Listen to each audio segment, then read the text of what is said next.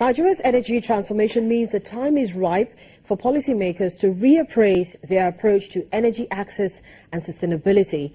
And these concerns form the basis of discussions at the PwC Annual Power and Utilities Roundtable, where industry operators, investors and policymakers talked about the sector's challenges and opportunities of electricity beyond the grid.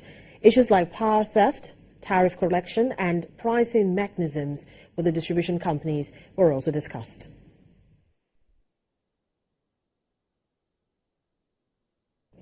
Actively engaging bidders for the Niger Delta NIPS plans, which has been suspended.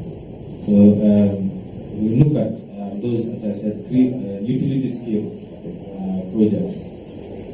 So as you can see, we are across the power value chain. Okay, so we are also involved in oil and gas. But you are not involved in the off-grid power at the moment. Off-grid power, no. I said we are looking at some of the solar projects that are utility scale. I think there are 14 that have already been shortlisted with the PRT and PCOA. But it must be bankable. So that's what we are looking at. We are also eyeing the off-grid mobile operators. That's how we know about novel rumors, mobile solar and people like that. This is what we decide to do. We decide to say, let us put our skin in the game. Let us generate the power. So that when you steal the power, it is not only the power of the disco you are stealing. You are stealing my power as Lagos State government, and I have the right to prosecute you. The challenges they are having now, what we're talking about, is that even when they arrest these guys engaging in power theft, they take them to the police. Within 1 or 2 hours, those guys they go back home to continue the power theft activity. So for us, our technical committee has been working. Because it's a bit of part of that technical committee, and we are giving them the flexibility to put together everything they want in a power theft bill, and it's submitted to us. So that bill will be part of the document that will go to the Lagos State government for approval. Okay, so there's a bill to deal with power theft, but there's a part of it that I'm still going to handle it, which is the power theft framework that has been designed at the federal level. Something they've been doing for a while. We also want to incorporate that. So by now we have this, we have a very comprehensive approach. The target 3,000, we start with 1,000. Okay. The discos are statutorily empowered to sign power purchase agreements with counterparts. So they will do that. But we will now guarantee the embedded power providers. Because we know the discos, they have overspread the people now. So we still corresponding to guarantee the power. Because we know if you don't guarantee power, there will be no power. Even the power we get from the grid is guaranteed by the federal government. That's the fact. So with respect to that, fine. Then we also come to the table with a collection architecture that can help them to collect their money anytime this power is available to them. And in addition to that, we have also reached very extensive level of understanding that while these power plants are being configured, the cost of investments in the distribution network that we have will be part of the overall cost, so that everything is amortized over time. And we also expect that we will put together a team of power rangers, like people on the fields, like this kind of our LASMA kind of. I think we have a specialist force for the power sector too, that will help in enforcement, in collection, and of course our mobile force is also by the way, so that I can put people in jail when they try to.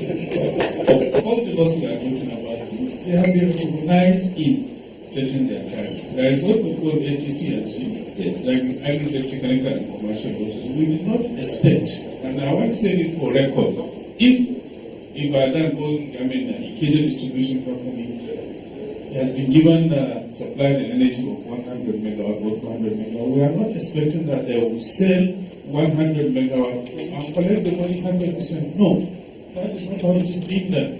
If we anticipate that part of the power will be stolen, some people will consume the power, they will not pay, some they will bypass their meter, all these are estimated. And for the record now, you see, because it has reached this stage, we just have to talk.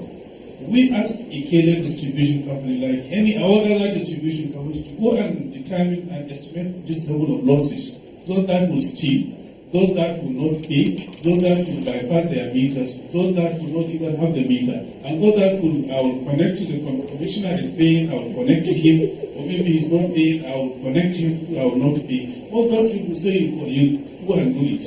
And they did it by their own consultants. And most of these consultants are even their technical partners, and they give us the report.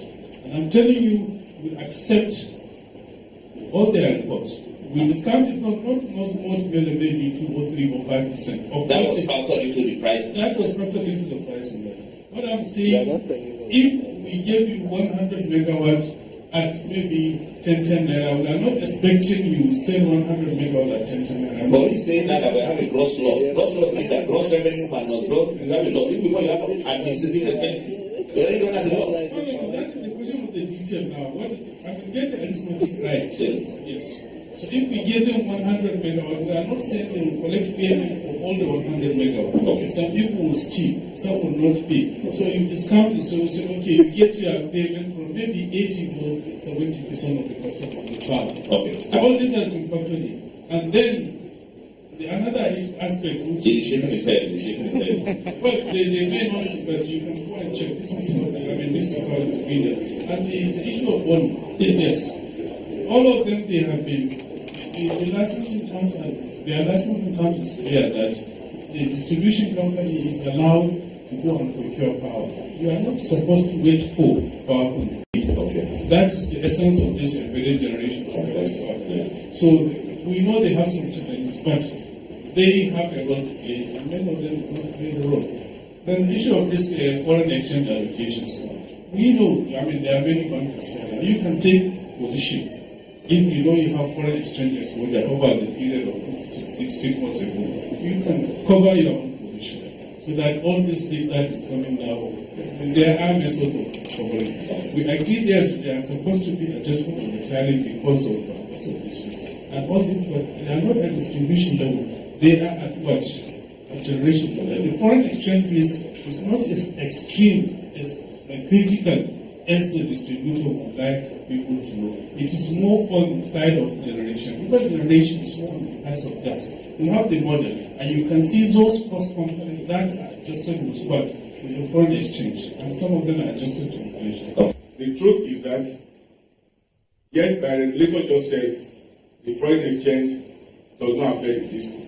Right. I pay the bills, and I take the invoices. As of today, generation price of electricity from May, because May invoices were due in June, the floating rate of the naira has been applied by the bulk trader on power supplied to the market, to the discos, since June at the current market rate. So the generation tariff has definitely gone up by more than 40%, but tariff has remained the same. So it's not something that has not happened. It has already happened. Hence, right, we are in a gross loss situation. So technically, you say that discos today are technically insolvent because you are buying a product, say, at 100, and you are selling it, and you are paying a tariff that is 80. That is what I meant when I said that. So if one supplier or one player in the value chain responds to a particular monetary or fiscal policy, and down the value chain, it cannot be applied completely. During that intervening period, then you have this funding gap. So what can we do to resolve this issue? Of course, the price is a tariff review. And anytime from now, I'm sure the regulator is going to issue us the procedure for the guidelines for the application for a tariff review. But that should be done in June or July. We did it in June or July. You know, at the end of the day, modeling is a mathematical exercise. But those who are in charge of managing the country, including the regulator, they have other responsibilities to take care of. Socio-economic and political responsibility. They must maintain that balance. So it's not to run a model and say the model says the price for kilowatt hour is not X. No. They have the responsibility to think of all the dependencies and then approve a tariff regime. Right. So back to my original question, why are you not metering all of us? Okay, first thing first. This metering has become a very touchy issue. First thing, unfortunately, everybody makes pronouncements on metering. Discos have some performance agreement terms that they signed into at the point of privatization. And let it be known by everybody. To the best of my knowledge, the metering plan was over a 5-year period. Right. There was never a time, there's no statement in that agreement that said all Nigerians will be metered same day, immediately after privatization. With the best of endeavors, it will not even be technically possible to do it. So it is a program, and regularly we submit our metering program revised to our regulator. And the regulator makes us to provide answers why we are deviating from agreed plans. And there are several reasons for that. Because I'm sure in this front, the bankers are also here. There are things the bankers will require from any business to further take risk in that business, to further provide funding for that business. And as of today, so many challenges faced by the district make them very unattractive, right, to the banking sector. We are in very close, we maintain very close and very positive relationship with our bankers, and there are questions they ask, and there are answers they are waiting for us to answer, to provide, that must make the project to be very bankable. So even though the issues in electricity are very topical ones that continue to dominate conversations, we still know that they're very touchy and they need to be addressed quickly. Business Morning will be right back.